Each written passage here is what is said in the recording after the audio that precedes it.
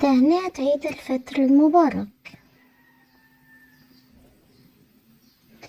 عيد فطر مبارك، كل عام وأنتم بخير.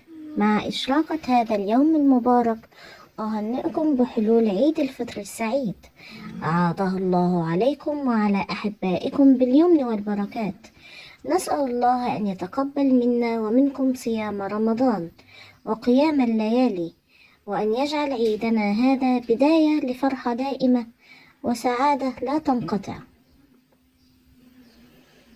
في هذا العيد أرسل لكم أطيب التهاني وأصدق الدعوات بأن يعم السلام والسكينة قلوبكم، وأن يحقق لكم كل ما تتمنون. لا تنسوا أن تتبادلوا الفرحة مع عائلاتكم وأصدقائكم، وتغتنموا هذه اللحظات في الدعاء والمغفرة.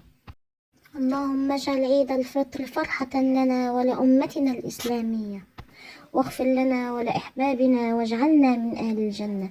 أسأل الله أن يجعلنا من الذين قبلت أعمالهم في هذا الشهر الكريم، وأن يعيده علينا ونحن في أفضل حال. تقبل الله صيامكم وقيامكم وصالح الأعمال. عيدكم مبارك، وكل عام وأنتم بخير وصحة وعافية، أنتم ومن تحبون جميعا بإذن الله.